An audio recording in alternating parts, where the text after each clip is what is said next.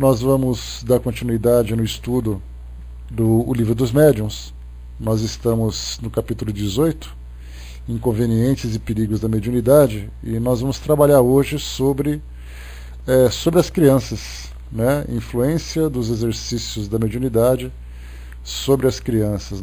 É o item número 221, pergunta número 6, a partir da pergunta número 6. Eu queria, inicialmente, trazer para vocês aqui algumas passagens que são bastante válidas para o nosso trabalho hoje, apenas a título de ilustração. Então eu vou colocar para vocês aqui um áudio, a gente ouve ele rapidinho e já volta também em seguida, para depois darmos continuidade aqui no nosso trabalho. Só um instantinho, então a gente já volta.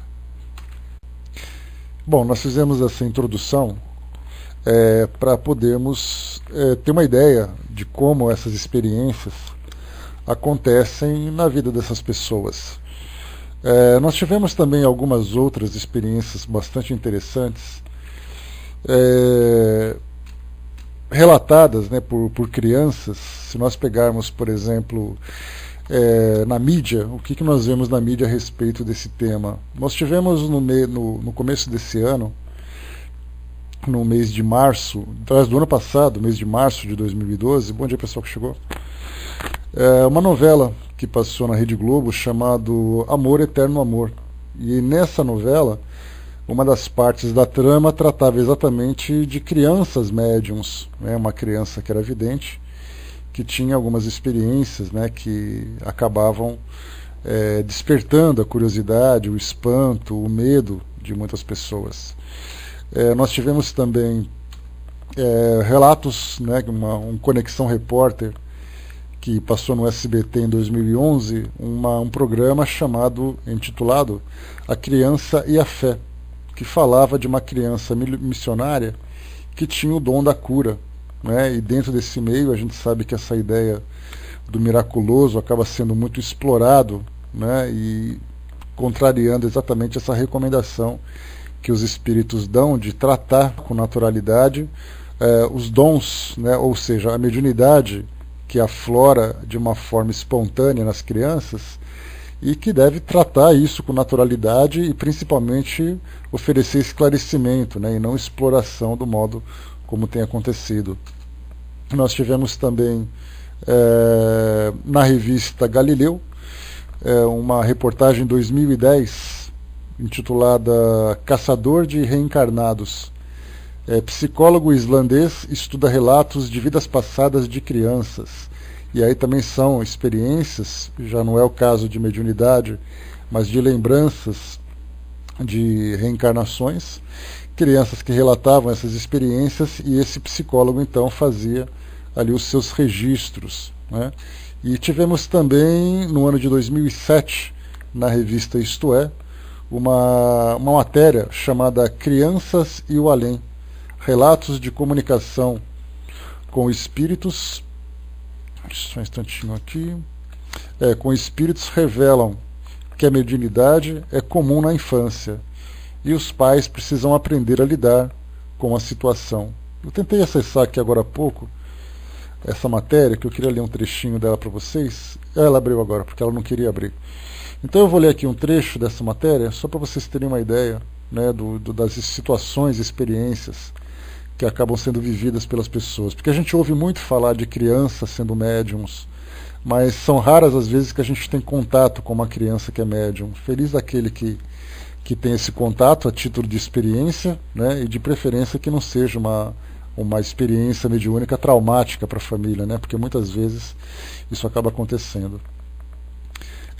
Bom, eu vou ler aqui uma parte só dessa matéria, porque ela é bastante curiosa, e depois a gente passa para o nosso estudo. Diana embalava o filho em frente a uma parede repleta de fotos na casa de sua mãe, em Brasília. Uma delas, envelhecida pelo tempo, chamou a atenção do pequeno Roberto, então com um pouco mais de 1 ano. O garoto apontou à jovem que aparecia no retrato. Vovó. A mãe achou estranho. Sim, esta era minha avó, sua bisa, explicou. E perguntou como ele adivinhara, já que ninguém havia mostrado aquela imagem ao menino. Roberto apenas tocou o colo da moça no retrato. Dodói, disse. Na foto, nenhum machucado aparente. O assombro tomou conta da sala quando Liana se recordou que a avó, já idosa, faleceu em decorrência de um câncer de mama. Meu filho sabia daquilo sem que ninguém tivesse lhe contado, resume o pai Ricardo Movitz. Ninguém deste mundo, é bom ressaltar. Antes de taxar a história do menino Roberto de mentira, fantasia ou maluquice, vale lembrar que Chico Xavier, o maior médium brasileiro, teve sua primeira experiência mediúnica aos 5 anos, quando sua mãe faleceu e, em espírito, passou a visitá-lo. Roberto, hoje com 4 anos, também diz receber a visita de parentes falecidos, e de modo assíduo. Contou que a avó frequenta sua casa para lhe ensinar coisas sobre a vida e a morte. Ela disse que as pessoas que morrem viram anjinhos e depois voltam a ser bebês, afirma. Em outra ocasião, Roberto surpreendeu o pai ao comentar que o avô havia morrido porque fumava demais. Entrou muita fumaça no peito dele, completou. Essas supostas habilidades do menino poderiam ser explicadas por meio da mediunidade. Estudada por religiosos, psiquiatras e até neurologistas, a mediunidade é a capacidade de ver e ouvir espíritos ou realizar fenômenos paranormais, como incorporação e clarividência, por intermédio de agentes externos, ou seja, de entidades espirituais que utilizam o corpo do médium como veículo para se manifestar. Relatos desse tipo são cada vez mais comuns, mesmo nos consultórios. A psicologia e a medicina, no entanto, buscam outras formas de justificar esses fenômenos. Se a criança parece possuída por uma entidade sobrenatural, por exemplo, é feito diagnóstico de transtorno de personalidade ou estado de transe e possessão, cujo tratamento alia psicoterapia e medicamentos. A comunicação com amigos invisíveis, aos olhos dos pais, costuma ser encarada como mera fantasia. Há momentos em que a ilusão predomina e a criança transforma em real o que é apenas seu desejo inconsciente, considera a psicanalista Ana Maria Sigal, coordenadora do grupo de trabalho em psicanálise com crianças no Instituto Sede Sapientia. Ao brincar com um amigo imaginário, ela nega a solidão e cria um espaço no qual é dona e senhora. Já falar com parentes falecidos é uma forma de negar a realidade dolorosa e se sentir onipotente, capaz de reverter a morte, acrescenta Ana Maria. E aqui depois segue então a reportagem, trazendo experiências de pessoas que vivem os fenômenos, vivenciam os fenômenos, tanto as próprias crianças e jovens como a família, e a opinião, naturalmente, dos profissionais da área médica e psicológica, que trazem também o seu parecer a partir do seu ponto de vista. Como a gente já comentou, a parte interessante da medicina é que hoje nós temos as associações de classe dentro do espiritismo, como, por exemplo, a Associação Médico Espírita, a Associação Brasileira de Psicólogos Espíritas, essas duas em especial, que tratam da área de saúde, e aí hoje nós temos uma abordagem diferente.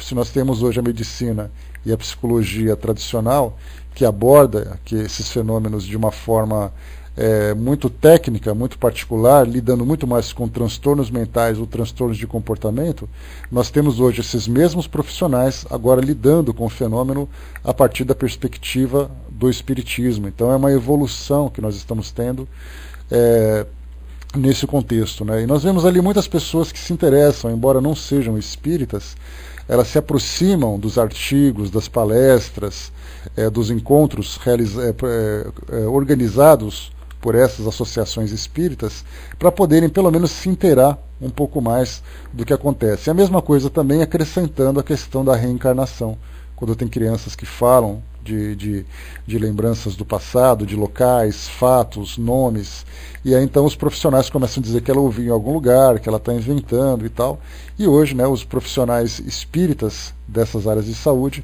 já trazem também essa nova abordagem, então é uma evolução significativa. E isso tudo, a gente lembra que não é algo atual, No passado isso também acontecia. Só para a gente lembrar um pouquinho, tem uma história que eu vou contar para vocês aqui, que eu vou ler para vocês, que vai trazer também um pouco mais de informação, de subsídio, para a gente ilustrar esse nosso estudo. Certa vez um menino se encontrava na casa de um conhecido, brincando com a priminha de 5 anos, e mais 2 meninos, um de 7 e outro de 4 anos. A senhora que residia no térreo chamou-os e ofereceu-lhes bombons, convidando-os a entrar. Estabeleceu-se entre ela e o menino o seguinte diálogo. Como você se chama, meu filho? Eu me chamo Gabriel, senhora. O que seu pai faz? Senhora, ele é espírita. Eu não conheço essa profissão. Mas, senhora, não é uma profissão. Meu pai não é pago para isso. Ele faz com desinteresse e para fazer bem aos homens. Meu rapazinho, não sei o que você quer dizer. Como? Jamais ouviu falar em mesas girantes? Não, meu amigo. Bem gostaria que seu pai estivesse aqui para fazer as minhas girar. Não é preciso, senhora. Eu tenho o mesmo poder de fazer elas girarem. Então, quer experimentar e me fazer ver como é que isso acontece? Claro, de boa vontade. O menino e seus coleguinhas sentaram-se ao redor da mesa, pondo as mãos em cima. Gabriel faz uma evocação, em tom muito sério e com recolhimento. Para surpresa geral, a mesa moveu-se e bateu com força. A pedido do menino, a dona da casa pergunta quem está ali e a mesa soletra, seu pai. A senhora, muito emocionada, passa a interrogá-lo a respeito de uma carta que acabara de receber. Pede provas de que era mesmo o pai, propondo questões íntimas e todas as respostas foram corretas. As revelações foram demais e ela não conseguiu prosseguir, dominada pela emoção. O episódio acima é verídico e o menino Gabriel nada mais é do que Gabriel Delane, que cresceu, tornou-se grande amigo de Allan Kardec e foi um dos homens que lutou pelo espiritismo de forma científica, apresentando suas pesquisas que comprovam a existência da vida além da matéria. Muito bem.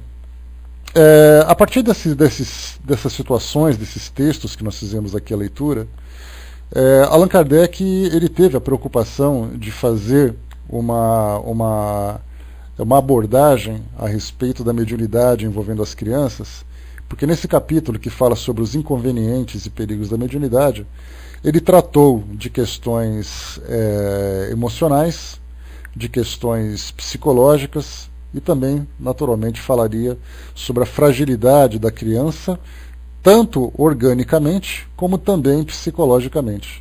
Então, a gente começa aqui no item 6, que é a partir dessa pergunta que a gente vai abordar esse tema. Kardec pergunta então aqui, será inconveniente desenvolver a mediunidade das crianças? A gente lembra também, né, que no programa Mais Você, Ana Maria Braga, entrevistou um garoto, um pré-adolescente na época, que também vivia e sofria com a mediunidade, e a partir do momento que ele começou a frequentar uma instituição, um centro espírita daqui de São Paulo, né, nominalmente o Centro Espírita Perseverança, que é um centro espírita de grande porte aqui em São Paulo, e aí então, a partir da instrução que ele começou a receber através da evangelização, do tratamento, ele começou então a lidar de uma forma mais natural com a mediunidade. Esse é um dos casos, e desses todos que nós lemos agora, quando nós falamos sobre a mediunidade que aflora de uma forma espontânea nas crianças, né? Como a gente viu dos artigos que nós lemos aqui, às vezes uma criança de 1 ano de idade já consegue ter alguma percepção, enquanto Divaldo Franco com 5 anos, o Chico Xavier com 5 anos de idade, né? Aliás, teve uma passagem interessante do Chico, só para a gente poder ilustrar um pouquinho mais, dizia assim que o Chico, né, como sendo um dos mais respeitados e renomados médiuns do mundo, ele via espíritos da mãe morta e conversava com ela desde os 5 anos. Em 1922, no centenário da independência do Brasil, ele tinha 12 anos e ganhou menção honrosa quando escreveu uma bela redação sobre o Brasil. Na ocasião, afirmou que um espírito havia lhe ditado o texto. Os amigos duvidaram e acharam que ele tinha copiado a redação de um livro. As visões de Chico fizeram com que ele fosse obrigado pelo pai a frequentar a Igreja Católica, e ele via hóstias brilhando de luz, pessoas mortas sorrindo e carregando rosas. Sebastião Scarzello, padre de Pedro Leopoldo, Minas Gerais, nunca duvidou, mas aconselhava a Chico a orar mais para afastar aquelas visões. Né? E tem também aqui a história de Raul Teixeira, que é médium, né, médium conferencista, que a gente conhece lá de Niterói. Ele é professor de física pela Universidade Federal Fluminense e também ele tem o título de doutor em educação. E ele afirma, né, que via espíritos desde criança e muitas vezes conversava com eles. Em uma ocasião, ao ver um espírito de um amigo, ele quase se atirou nos braços dele, mas a mãe, que também era médium, impediu que o filho se machucasse, pois notou que ele ia em direção ao espírito e o impediu de cair no vazio, quando se atirou nos braços do amigo invisível.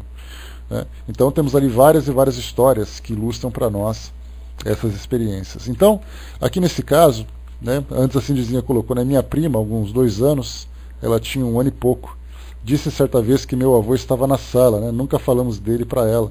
Foi muito interessante, né? Pois é, então, né, às vezes cada família tem uma história curiosa para contar. Algumas vezes, né, apenas uma história curiosa. Eu já comentei com vocês daquela minha priminha que sofria de um processo obsessivo, que depois de fazer um tratamento tanto homeopático para poder ter ali um equilíbrio emocional e também fazendo a evangelização, as visões, né, ou aquilo que ela ouvia principalmente, as ameaças e tudo mais, elas deixaram de acontecer e hoje ela tem uma vida absolutamente normal e não tem nenhum tipo de percepção. Então nós temos desde crianças com poucos anos de idade até mesmo adolescentes, né, jovens que começam a viver esse afloramento da mediunidade. Né? Quem que de vocês aqui na sala, que são médiums, tiveram alguma experiência durante a infância? Algum aqui teve alguma passagem? Enquanto isso, a Tina colocou um rapaz que disse que desde a infância ele encontra dinheiro. Né? Pode ser uma orientação, né? alguma atração do mundo espiritual que o leva a esses encontros. Né? Alguém de vocês aqui já teve alguma experiência? Ninguém? Já começaram assim já na fase adulta? Não. A Vaninha lembrando aqui que ela via algumas sombras e tudo mais quando era adolescente, quando era criança. O Brás colocou que teve, a Ocerfal também já afirmou aqui que teve. E o Brás depois que teve, e depois cessou. Né? A Beth lembrando aqui que ela ouvia muito. Isso em que idade, Beth? A Lívia também, né? Eu achava que eram amigos imaginários também, né?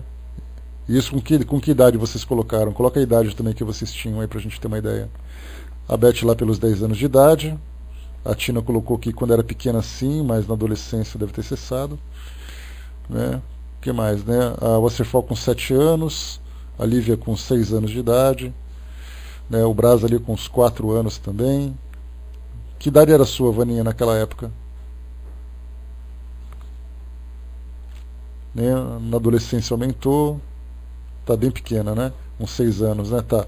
Bom, o que a gente pode lembrar é que ali, na verdade, o que normalmente aqueles que estudam a mediunidade na infância, na adolescência, é que, de um modo geral, as crianças têm uma mediunidade ostensiva que acabam tendo percepções que elas não valorizam muito, ou mesmo é tratado, de um modo geral, pela família como sendo alguma coisa imaginária, mas que depois, conforme ela vai amadurecendo, ela vai se distanciando dessa fase mais ostensiva. Né? Isso porque a criança, né, como a gente lembra, pelo fato de ainda estar muito próxima do mundo espiritual, naquele processo ainda de organização, na fase em que ela se encontra encarnada, a sua mente se encontra muito mais vinculada ao mundo espiritual do que ao mundo físico. E conforme ela vai amadurecendo psicologicamente, ela vai se desenvolvendo e se envolvendo também com as atividades do seu mundo real, ela começa a frequentar a escola, ela começa a ter seus amigos assim fora de casa, começa a ter a sua atenção focada muito mais para a realidade dela, então ela vai naturalmente se distanciando.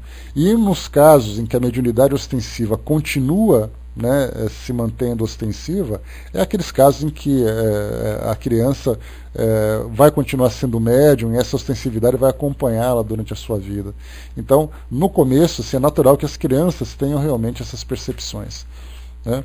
Então vamos lá. Aqui o que Kardec coloca para nós, se é inconveniente desenvolver a mediunidade nas crianças. Então a gente lembra primeiramente que a palavra desenvolver, utilizada dentro do Espiritismo, significa você estimular, através de exercícios, o afloramento da mediunidade. Então a gente já viu isso no capítulo 17, lá no comecinho, quando falava das pessoas que ficavam exercitando a psicografia, né?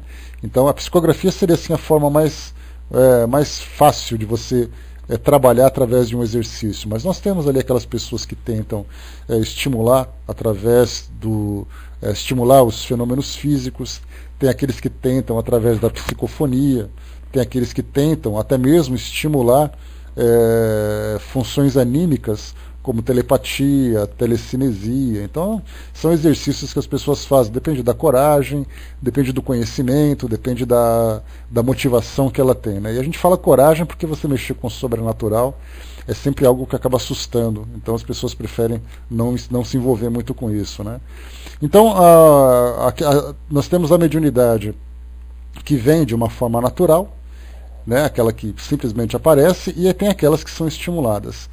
No caso das crianças, Kardec já perguntou sobre essa inconveniência. Isso porque ele disse que era possível, através do exercício, obter ali os sinais da mediunidade de uma forma ostensiva. Então as pessoas faziam isso, como a gente já estudou, faziam em casa, através de exercícios, fazendo evocações, fazendo treinamentos, né, com os objetos que são necessários para a escrita, por exemplo, papel com caneta e tudo mais. E muitas vezes crianças podem começar a fazer esse tipo de trabalho, né? Aqui o Arnaldo, bom dia, né? O termo certo nesse caso é desenvolver, porque educar a mediunidade na criança é difícil, né? Na verdade a educação vem através do trabalho, do treinamento, né? Isso a pessoa tem que ter um pouco mais de maturidade. E o desenvolvimento, aqui no sentido que Kardec coloca para nós, é estimular o surgimento da mediunidade, né? Quando ela se encontra no estado latente, adormecido dentro da pessoa. Porque se ela não é médium, se ela não tem tendência a esta ostensividade, isso não vai acontecer, né? Agora, se ela tem de uma forma adormecida e ela começa a estimular, aí então vem o desenvolvimento. Então é nesse sentido que nós falamos, né? Então, porque essa palavra desenvolver ela é utilizada também dentro das religiões afro-brasileiras, né? No caso do candomblé, da umbanda. Então, porque cada vez que você tem ali um tipo de perturbação, um tipo de situação que te provoque algum desconforto e você frequenta essas instituições para buscar a cura, para buscar algum equilíbrio, a primeira coisa que tem você precisa desenvolver a sua mediunidade, né? Então, na verdade, nesse sentido, quando ela já está estimulada, já está desenvolvida, a ideia é fazer com que ela seja educada. Então, o desenvolvimento seria estimular o seu afloramento, né? E no caso do desenvolver no sentido que essas religiões trazem, para nós é a educação, o domínio, o conhecimento que o médium precisa ter. Vamos lá. Seria inconveniente desenvolver a mediunidade nas crianças? A resposta, certamente. E sustento que é muito perigoso, porque esses organismos frágeis e delicados seriam muito abalados e sua imaginação infantil muito superexcitada.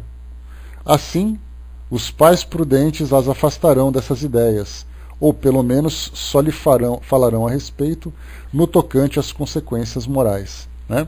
Então aqui, quando se fala sobre superexcitação e também assim o organismo frágil, a gente lembra que principalmente a mediunidade de efeitos físicos, ela demanda a doação de fluidos para a sua realização. E no caso a criança, que passa por um processo de formação, que passa por um processo de desenvolvimento biológico, esses fluidos fazem parte do seu desenvolvimento. E aí, nesse caso, se há a doação, há uma perturbação no seu desenvolvimento. E isso poderia provocar ali, né, uma diminuição no seu sistema imunológico, poderia trazer doenças e tudo mais.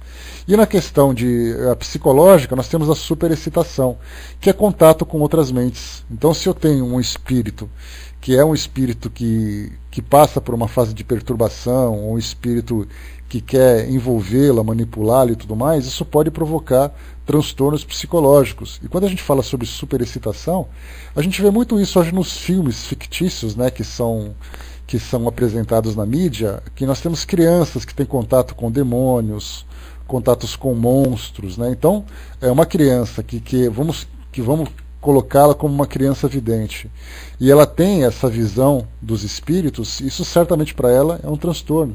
E a gente vê crianças gritando no meio da noite.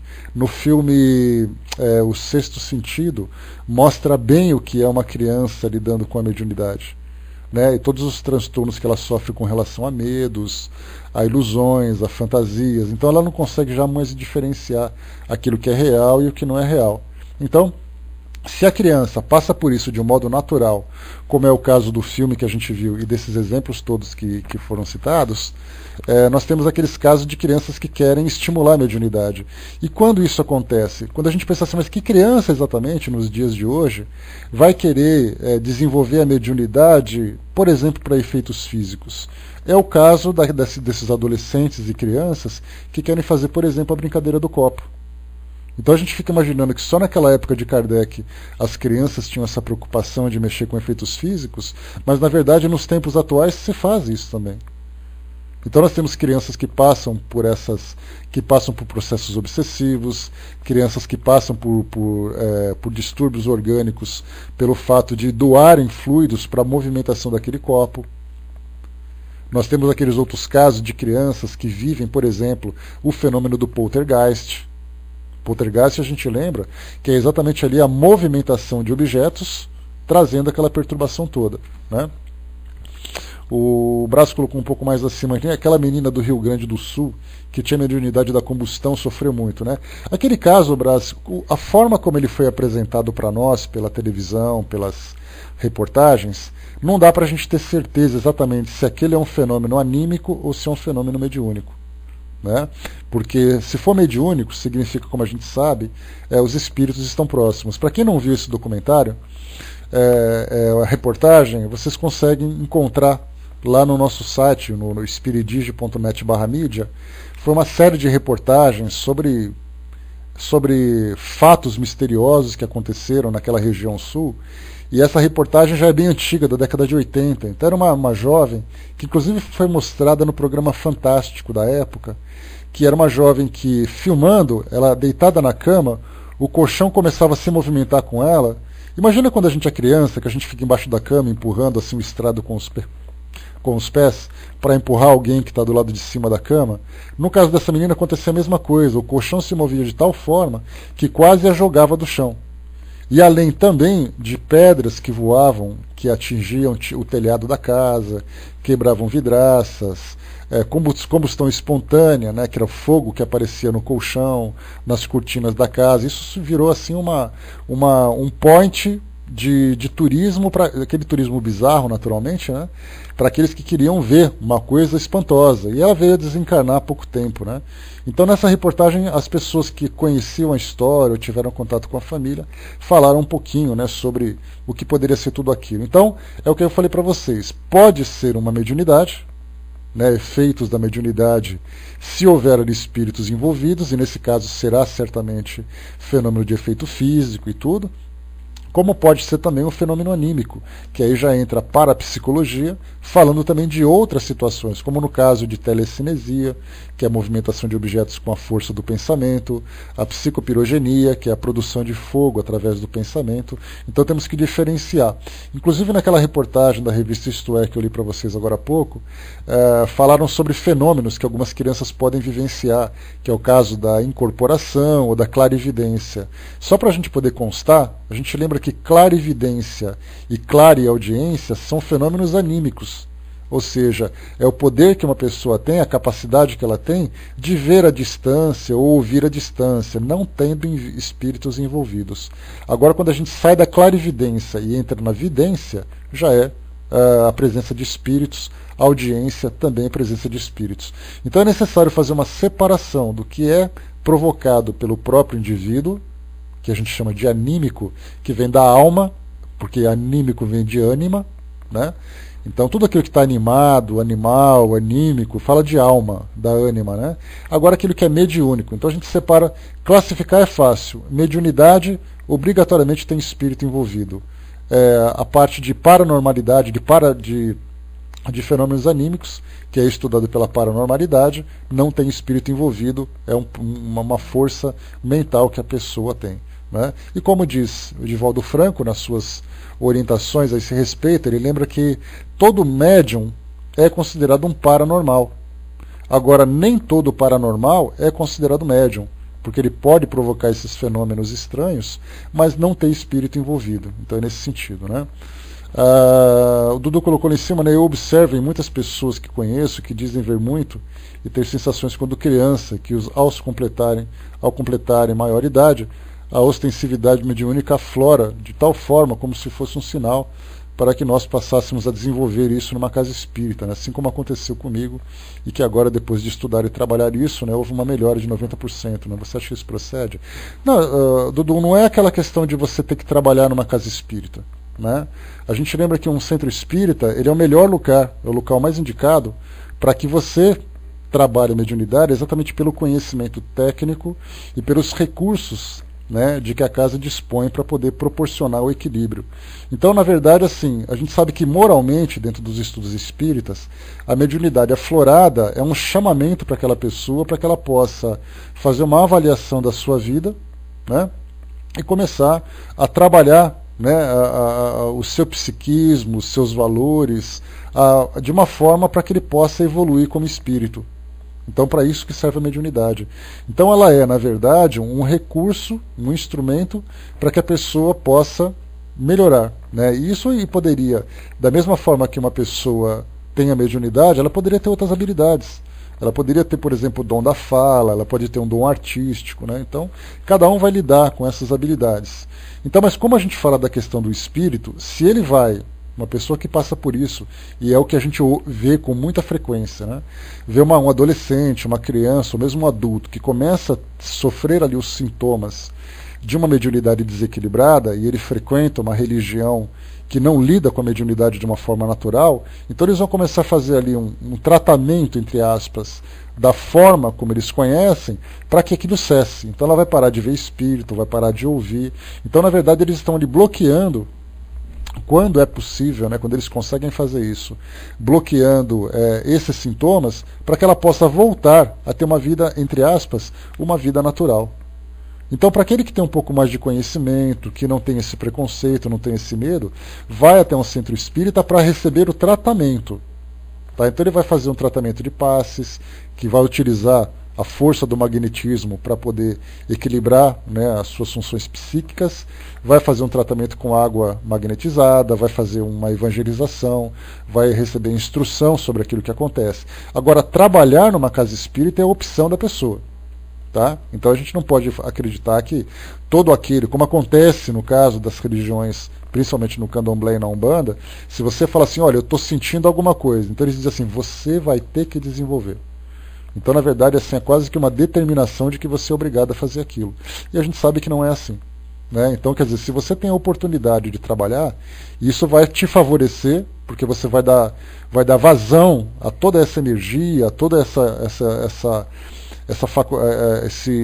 como é que eu posso dizer para vocês?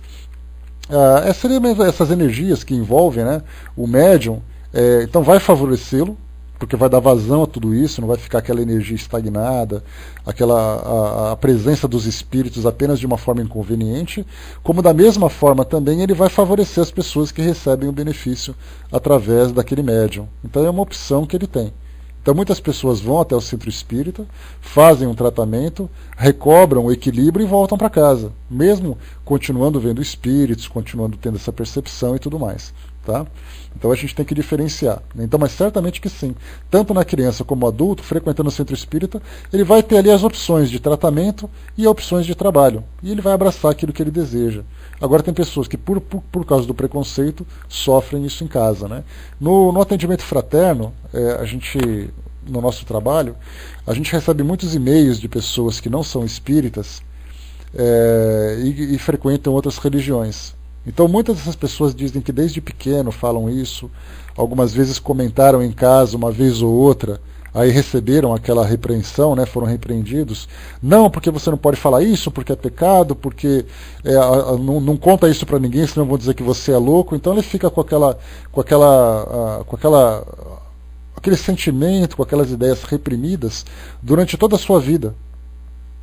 E mesmo frequentando a igreja, ela continua vendo, ela vê pessoas dentro da igreja, ela vê situações que são diferentes, mas ela não conta para ninguém. E aí então dá um dia que ela acorda meio virada, vai para a internet, vê lá uma opção de conversar com alguém e ela escreve. E aí, então a gente passa toda a recomendação, olha, se você tiver possibilidade, faça isso, frequente o centro espírita para que você possa se orientar.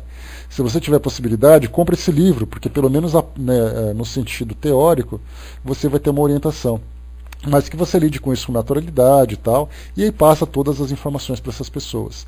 Já outras que também vivem esse sintoma da mediunidade que começa a aflorar, ou os pais que escrevem por causa dos filhos, ou a pessoa que ela mesma vivencia essa situação, e aí então, mas ela não tem preconceito, ela não é frequentadora de nenhuma religião assim, de uma forma praticante, vamos dizer, né? E então ela recebe orientação, aí você orienta e ela começa, de boa vontade, a frequentar o centro espírita. E aí, a partir dessa frequência, ela começa a receber toda a orientação que para ela vai ser saudável. Né? Deixa eu só pegar para vocês aqui uma outra passagem que eu esqueci de comentar com vocês.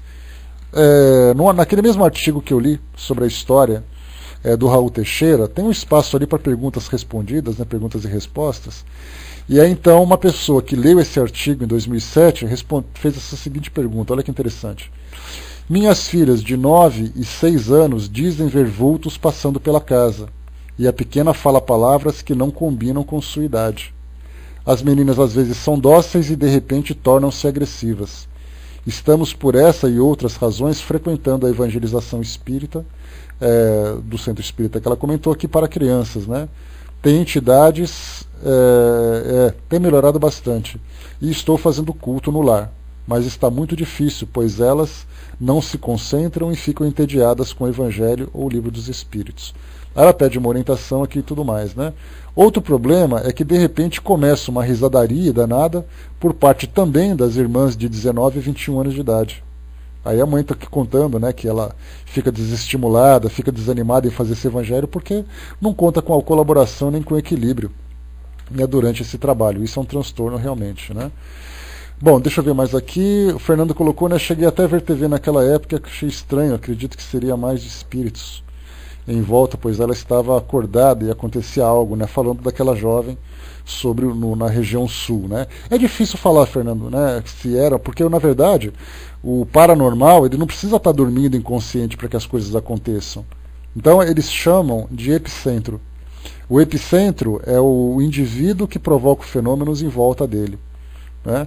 E então as pessoas podem se concentrar e provocar o fenômeno, como é o caso daqueles médiums que fazem aquela força danada, né, que franze as sobrancelhas, a testa, né, para poder fazer força, para ter ali um efeito mental e tal, como tem aqueles que de repente você está conversando e à sua volta as coisas acontecem. Como tem pessoas que são provocadas, como é o caso de pessoas que passam por situações muito estressantes, muito nervosas, né? Eu contei para vocês já o caso de uma prima que, na véspera do casamento, ela teve uma discussão com o cunhado. O casamento dela, ela teve uma discussão com o cunhado. E ela estava tão irritada que enquanto ela se preparava segurando um vidro de perfume, o perfume estourou. O vidro estourou na mão dela. Isso às vésperas do casamento, quer dizer, algumas horas antes do casamento. Então, algumas vezes, esse desequilíbrio emocional que a pessoa sofre pode fazer com que ela, se ela tiver tendência a provocar fenômenos anímicos, aquilo acontece com mais intensidade. É mais ou menos, de uma forma muito fantasiosa, como acontece nesses filmes, né, de X-Men, dessas pessoas paranormais, né, que quando elas ficam irritadas, as coisas começam a explodir, pegar fogo, né? Tem aquele filme chamado Carrie, a Estranha, que vocês devem se lembrar, né, do baile de formatura e tal, que de repente ela é humilhada no baile e ela fica tão nervosa que as coisas começam a pegar fogo, começa a acontecer. Aquilo, embora seja exagerado, no sentido fictício, aquilo acontece na vida real com algumas pessoas, algumas vezes em proporções até bastante perturbadoras. E no caso da mediunidade é a mesma coisa, você está muito bem. Quando você fica estressado, quando você fica irritado, aborrecido, doente, os fenômenos mediúnicos começam também a acontecer com mais frequência. Ou seja, você fica mais exposto, mais sensível a essa percepção do mundo espiritual. Então, tudo isso deve ser levado em consideração, se é mental, né, se é apenas uma questão anímica, se é mediúnica e tudo mais. Né? Deixa eu ver o que vocês escreveram aqui em cima, só um instantinho. Só um minutinho, pessoal.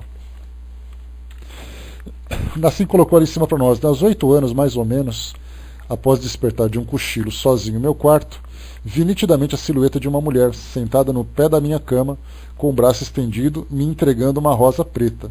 Não me assustei com a visão e me mantive bem tranquilo, mas fui perguntar a uma tia espírita sobre o acontecido e ela me disse que o que valia era a intenção, me entregar uma rosa, e que a cor da rosa pouco importava. Essa dúvida me persegue até hoje. Concordo plenamente com a sua tia, né?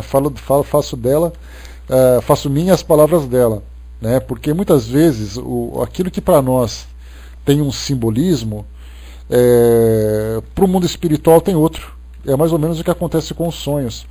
Você sonha com alguma coisa, a nossa mente faz uma interpretação daquelas informações de acordo com de acordo com o nosso entendimento, né? Espera um pouquinho, só que a minha tela está fugindo aqui. Só um instantinho. Espera lá. Pronto. Então, você sonha com alguma coisa, você teve uma experiência, então assim, o seu cérebro ele começa a reorganizar aquelas informações para que você tenha uma imagem daquilo que você viu, mas nem sempre aquilo que você vê corresponde com a realidade. É mais ou menos o que acontece com aquelas pessoas que se dizem, que falam sobre interpretação de sonhos. Na Bíblia a gente tem esse registro, né? Se não me engano foi José, lá no Antigo Testamento, que teve ali um rei que teve uma visão, aí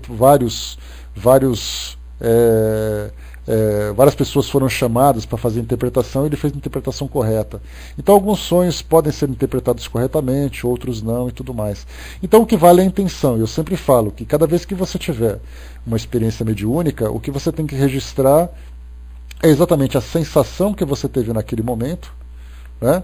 A mensagem que foi transmitida para você. Porque algumas vezes a gente faz uma interpretação equivocada. Então alguém sentar e te entregar uma rosa é muito bonito, né? Agora a rosa é preta. O que significa o preto para nós? Para nós significa uma coisa mórbida, uma coisa assustadora. E para o mundo espiritual, o que significam as cores? Absolutamente nada. Né? Então é difícil a gente fazer uma leitura correta do que realmente aconteceu. Então o que vale é a sensação. Se não foi nada perturbador, você não se sentiu mal, você ficou tranquilo naquele momento, então é essa a mensagem que você deve guardar. Né? Uma pessoa que te sorriu, uma pessoa que estava sentada, estava bem vestida, uma pessoa que te entregou uma flor. Então são esses 3 pontos que são importantes. O 4º ponto é a rosa preta. Você ficou preocupado com a rosa preta e se esqueceu do resto. Né? Então pensa assim dessa forma, tenta guardar a essência do sonho daquilo que te trouxe, né? Em termos de sensação, né? Principalmente. Deixa eu ver aqui, a Tina colocou, essa pergunta foge um pouco, mas ouvi uma história de um casal evangélico de que ao subirem ao monte para orar, os pastores jogaram água no mato, as folhas, né? Nas folhas, e aí as pessoas começaram a orar e as folhas das árvores começaram a queimar, brilhar muito, né? Olha, eu não conheço essa história, Tina, é difícil a gente fazer qualquer interpretação, então a gente tem que partir do princípio, esse fato foi real, se ele foi real, pode acontecer um fenômeno físico, da mesma forma que tem um pastor que joga água nas folhas e pega fogo, a gente teve, por exemplo, lá na Polinésia, lá no Sudeste Asiático, o caso de uma moça que era católica e ela foi à missa, aí colocaram uma hóstia na boca dela e a hóstia se transformou em sangue. E isso ficou um fato registrado nos jornais. Ela foi levada até o Vaticano como sendo algo miraculoso. Ou então quando você vai em Fátima e você tem ali as crianças que viram Nossa Senhora em cima de uma árvore. São fenômenos que, se de fato aconteceram, fenômenos mediúnicos que levam uma mensagem na linguagem daquelas pessoas. Para nós pode não significar muito, para eles podem significar. Então, quando você tem aquilo tudo, como eu já contei para vocês, né, que na época em que eu frequentava a igreja metodista, isso lá se vão mais de 20 anos, Na época em que a igreja que eu frequentava estava sendo construída, o pastor mostrou, né, o projeto para toda a igreja, para aprovação, e as pessoas viram atrás dele uma figura de uma pessoa luminosa colocando uma coroa sobre a cabeça dele. Como se fosse assim, né, aprovem esse projeto porque tem assim que tem que ser feito. Então o mundo espiritual se comunica com as pessoas de uma forma muito particular, na linguagem que eles compreendem. Assim como você tem falar em línguas, nesses cultos que a gente tem hoje, as pessoas começam a falar línguas diferentes. Para nós é um fenômeno natural, para elas é um fato miraculoso. Né? Então cada um tem uma interpretação muito específica a esse respeito. Né? Então pode ser impressão. Então, isso que eu falei para vocês, a gente parte do princípio de que aquilo foi real. Agora pode não ser real, pode ser alguém que inventou uma história, que exagerou e coisa e tal. Né? Osmar colocou, já fui evangélico, né? E quando ia ao monte na madrugada, realmente, após a oração, as folhas e galhos das árvores ficaram como se fossem brasas. Né? Então, muitas vezes ela não fica em brasa, mas é a visão mediúnica que se tem daquele fenômeno, assim como Chico Xavier via as hóstias brilhando, muitas vezes as pessoas, pelo fato de estarem envolvidas, né, naquele momento de oração, de excitação, por causa da fé que abraçam, daquele momento especial, tem essas percepções. Então, às vezes, não é a planta que está pegando fogo, mas é aquele brilho natural que acontece à volta. Né? Tem pessoas que olham para você e falam assim, eu estou vendo em volta de você uma aura muito brilhante. É uma percepção dela. E aquilo acontece principalmente nos momentos de uma fé muito excitada, né? De uma fé muito. A fé provocada no momento de oração, no momento de culto. Como tem pessoas que entram em convulsão por causa dessa excitação. Então a gente vê que tudo tem uma explicação que nos leva a uma análise racional dos fatos. Então, sem dúvida, se nós tivéssemos oportunidade, seria uma delícia a gente presenciar cada um desses eventos. A gente fotografar, contar para todo mundo e coisa e tal. Né? Mas a gente tem que analisar a coisa de uma forma fria. O mundo espiritual interage com o mundo material. E de várias formas diferentes. Cada um tem uma habilidade, cada médium ostensivo tem uma habilidade, cada um capta a mensagem de uma forma muito particular. Né? E você viu quantas histórias vocês contaram, quantas experiências interessantes foram, mas a gente analisa tudo racionalmente. É simplesmente fenômenos mediúnicos. Nada mais do que isso. Naturalmente um mais interessante do que o outro, mas nada de muito extraordinário. Não precisamos considerar isso como um fenômeno sobrenatural. Consideremos isso com naturalidade, né, tentando entender exatamente a mensagem que chega para nós. Né? Bom dia, pessoal que chegou. Bom, eu ia começar aqui, né? Jesus era considerado o maior médium que tinha, né, Amora? Exatamente pelos fenômenos que ele provocava. Então, principalmente, ele tinha uma força anímica muito poderosa, pelo fato dele ter aquele poder que ele mesmo tinha, né, do magnetismo, de curar as pessoas, que era o tipo de pessoa que curava, né, que tocava em alguém que estava doente, essa pessoa ficava curada. Então, a pessoa mesmo se curava pela fé, mas ele tinha aquele, vamos dizer assim, o médium de cura. Então a gente pode considerá-lo como o mais poderoso médium de cura.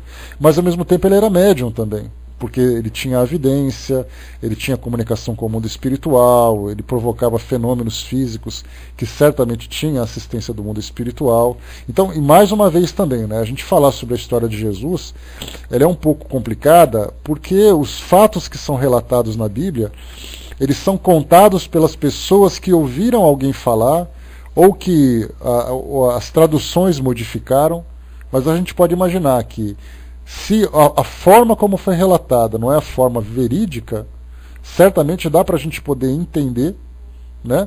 Dá para a gente entender que aquilo é possível de acontecer pela força que ele realizava, pela força que ele possuía como um espírito daquela envergadura.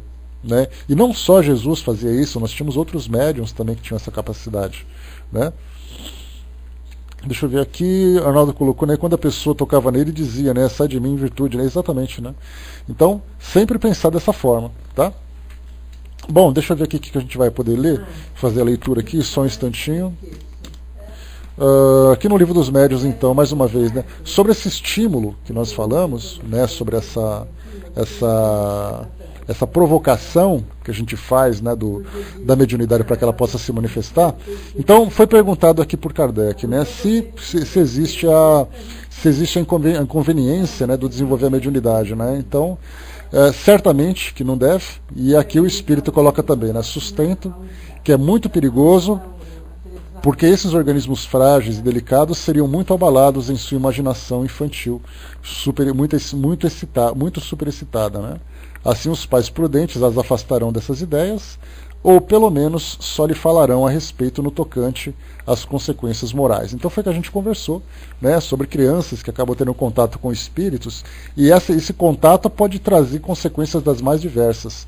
Se for um contato saudável, né, a criança, porque a gente lembra que naquele livro escrito, né, Nossos Filhos São Espíritos, nós lembramos que as crianças, elas têm um histórico moral vivido no passado. E esse histórico moral é o que vai trazer para elas a condição atual. Então nós temos crianças que são espíritos equilibrados, espíritos saudáveis, vamos dizer assim, no que diz respeito, né, à moralidade. Então tem contato com o mundo espiritual de uma forma muito positiva. Mas nós temos crianças que, em virtude de serem espíritos que trazem débitos do passado, têm contatos com o mundo espiritual de uma forma muito problemática. Nesses filmes que nós vemos hoje, que são considerados filmes reais, histórias reais, como por exemplo Exorcista,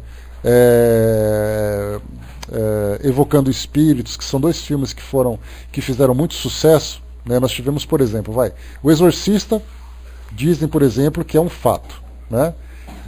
Quando nós falamos sobre Evocando Espíritos, que é o caso, né, Haunting in Connecticut, nós temos o 1 e 2. Então são 3 filmes que, segundo as informações, é baseado em histórias reais. Nesse caso, nós vimos ali fenômenos muito perturbadores, aqueles casos de obsessão assim no mais alto grau. A coisa mais pavorosa, a coisa mais assustadora, tirando naturalmente, né, como eu sempre falo, quando a gente assiste a um filme, você assiste e você tira o exagero do cinema e você tenta filtrar só a realidade. Tirando o exagero, só de imaginar a realidade que aquelas famílias viveram, que aquelas pessoas viveram, é uma coisa pavorosa. E dá para imaginar por que aconteceu, aí a gente já entra na questão moral, por que aconteceram aquelas situações com aquelas pessoas, de situações obsessivas extremamente graves. E aí a gente lembra, né, inimigos do passado, situações problemáticas. O próprio Kardec, ele conta para nós na Revista Espírita um caso de possessão de um espírito muito perturbado e que ele ficou durante 3 meses auxiliando no tratamento de uma jovem, era uma moça, durante 3 meses para ajudá-la a retomar o equilíbrio. Esse relato está na Revista Espírita, é só vocês darem uma pesquisada que vocês vão encontrar. Né? Então vemos ali situações diversas, né, que falam sobre esse fato de superexcitação da mente das pessoas. Então, nesse caso, as crianças que querem brincar, como a gente comentou agora há pouco, na brincadeira do copo, se os pais tiverem contato, o que a gente mais ouve é isso, né? Você não pode fazer porque isso é pecado, você não pode fazer porque isso vai te trazer isso. Quer dizer, na verdade as pessoas orientam esses jovens que fazem esse tipo de brincadeira, com tábuas Ouija, com o pêndulo, com o copo e com outros objetos, com compassos que eles também utilizam, a resposta que dão, as orientações que dão, também são tomadas por esse temor, por esse medo. Não porque você não pode fazer, porque tem fantasma, porque vai te acontecer isso. E, na verdade, o que Kardec coloca é: os pais prudentes as afastarão dessas ideias, ou pelo menos só lhe falarão a respeito no tocante às consequências morais. E é por essa perspectiva que deve ser observada. Herculano Pires, aqui fez uma observação, que é o tradutor desse livro. Ele diz assim para nós, né: esse é um problema da psicologia infantil, que serve para mais uma vez comprovar a natureza e a atitude científicas do espiritismo no trato dos problemas psíquicos. Há crianças que revelam precocemente suas faculdades mediúnicas, mas seria errôneo querer desenvolvê-las de maneira sistemática. Aí, no caso, são aqueles exercícios contínuos, né, constantes, para que possa viver essa experiência.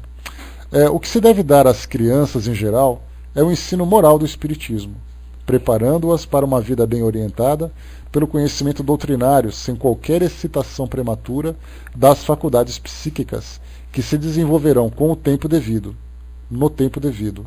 Nos casos tratados no item 7, temos o desenvolvimento espontâneo, que é diferente. Aqui em cima nós estávamos no 6, e no item 7 aqui, Kardec pergunta, né, mas há crianças que são médiums naturais, seja de efeitos físicos, como a gente viu no caso de Gabriel Delany, na história que nós lemos, de escrita ou visões. Haveria nesses casos o mesmo inconveniente? Kardec fez essa pergunta sobre visões, sobre escrita, lembrando principalmente das jovens que trabalhavam com ele no momento em que ele começou a desenvolver a doutrina espírita. Então tinha ali de 13, né, de 13, 14 anos e tudo mais, acabaram auxiliando-no. Então nós temos ali, primeiro, um critério de segurança que os espíritos, que nós imaginamos, né, que os espíritos utilizavam, foi o fato de crianças escreverem sobre filosofias tão profundas, deram credibilidade àquilo que Kardec pesquisou. Se fosse uma pessoa, vamos colocar, vai de 50 anos de idade, bem vivida, cheia de conhecimento, e ela se coloca como médium para falar sobre temas científicos e filosóficos, isso é muito natural. Ela poderia escrever por conta própria. E aí ficaria aquela dúvida, foi ela que escreveu ou foi um espírito que escreveu através dela? E agora, no caso de crianças que escrevem temas tão complexos como aqueles que constituíram, por exemplo, o Livro dos Espíritos, já é muito difícil você dizer que elas tinham conhecimento prévio sobre aquela informação. Né? Então, nesse caso, então Kardec perguntou sobre essas crianças. O que fazer, então, se nesses casos, né, se tem o mesmo inconveniente? A resposta é não. Quando a faculdade se manifesta espontânea numa criança, é que pertence à sua própria natureza e que a sua constituição é adequada. Então a criança, mesmo ali tendo a sua debilidade orgânica, a sua fragilidade orgânica, a sua fragilidade psíquica, aquela experiência para ela é necessária e ela tem aquele preparo para isso. Diferentemente de quando se estimula a mediunidade numa criança que não tem ainda aflorada essa faculdade. Não se dá o mesmo quando a mediunidade é provocada e excitada. Observe-se que a criança que tem visões, geralmente pouco se impressiona com isso. A gente viu o caso do Divaldo Franco, que ele contou, quando ele falava assim, né, mãe, tem uma mulher aqui do lado.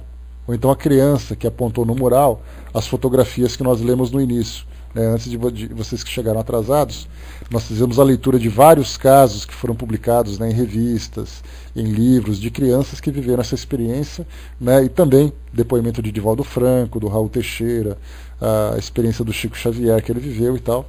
Então nós falamos sobre várias dessas situações. Né. Observe-se que a criança que tem visões geralmente pouco se impressiona com isso.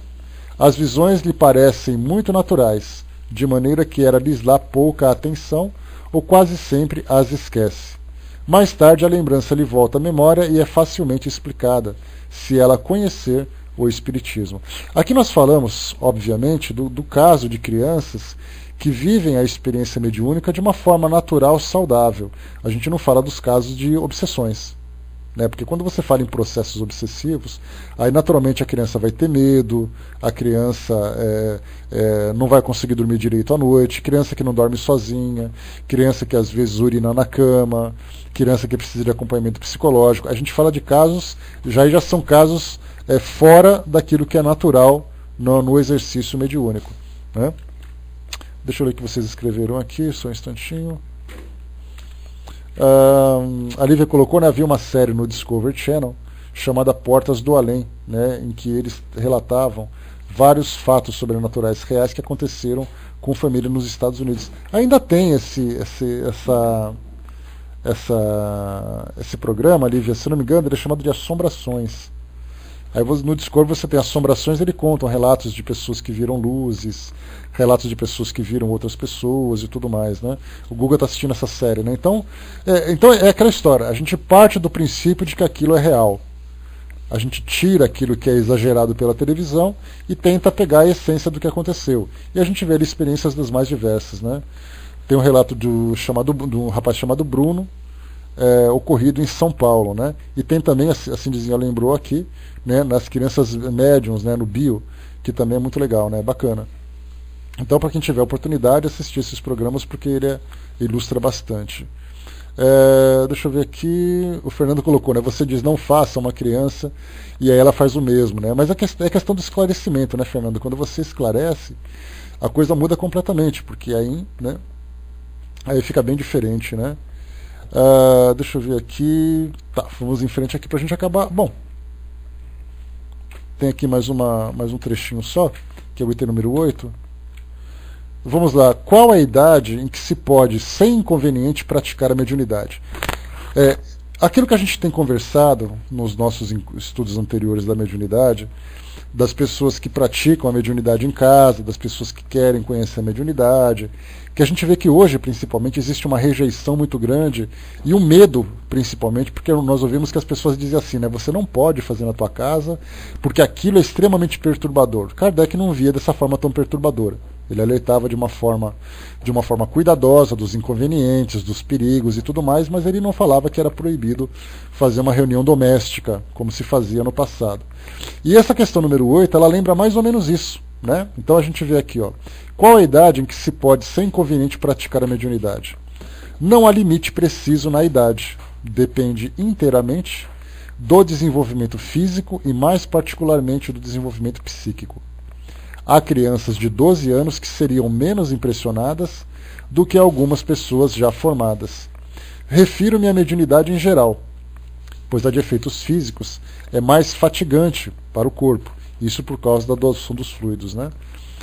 Quanto à escrita, há outro inconveniente, que é a falta de experiência da criança, no caso de querer praticá-la sozinha ou fazer dela um brinquedo. Então, se o Kardec colocou no caso da criança querer praticá-la sozinha e fazer dela um brinquedo, é porque era muito comum as pessoas fazerem essa prática em casa. E o cuidado era exatamente isso. Se a criança começa a querer fazer sozinha, ela pode correr o risco de sofrer manipulações e influências negativas dos espíritos.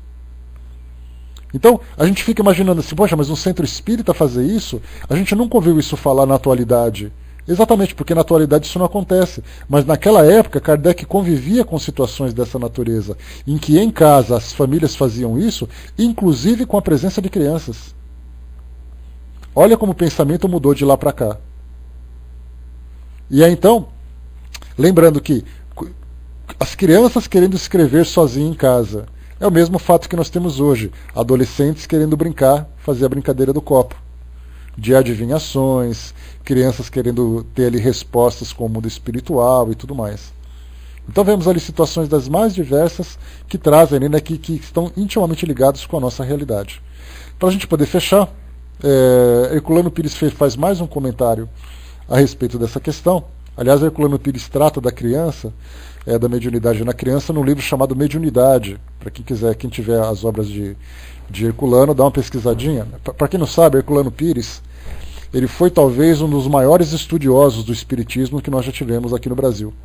E ele desencarnou na década de 80, e nós temos hoje a Heloísa Pires, que é a filha dele, que dá continuidade com palestras, com publicações. Não vou não, filhinha, para por aqui. Então ela faz palestras, publicação de livros e tudo mais, né? Então Herculano Pires, ele era assim, um estudioso de primeira linha. Então, se nós pudermos ter uma referência, né, que aliás era o que Emmanuel falava sobre ele, né? Ele disse que Herculano Pires talvez foi o melhor metro que mediu Kardec, pelo conhecimento e pela profundidade. E quem quiser ver o Herculano Pires, dá uma chegadinha lá no Pinga Fogo, de 1971, lá com Chico Xavier, que ele faz parte da bancada, né, de entrevistas. E, inclusive, o próprio Herculano Pires, já desencarnado, psicografou através do Dr. Francisco Cajazeiras, lá da Federação Espírita do Ceará. Eu tenho até esse livro, eu ganhei de uma colega nossa daqui da sala que ela me mandou, e ele fala um pouquinho sobre o desenvolvimento da doutrina espírita como movimento aqui no Brasil. Só que muita gente contesta isso, né, porque Herculano Pires não ia psicografar, porque ele não ia falar e tudo mais, e ele acabou, na verdade, psicografando um livro, né, sobre isso. Então aqui no item número 4, daquilo que ele fala, né, deixa eu ver aqui, item número 4, né? As traduções em geral repetem a expressão francesa. Porque ele fala aqui do desenvolvimento psíquico. Porque nós já falamos sobre isso. Quando se fala sobre o desenvolvimento moral da criança, que é a linguagem francesa, na verdade eles queriam dizer desenvolvimento psicológico, que é o que a gente utiliza hoje, né? Então Herculano só deu aqui uma orientação para que nós não confundíssemos as palavras, né? Porque quando fala desenvolvimento moral, dá a impressão de que a gente quer desenvolver virtudes na criança. Só que, na verdade, o desenvolvimento moral para nós é o desenvolvimento psicológico, a maturidade, né? A criança sair da fantasia e tudo mais.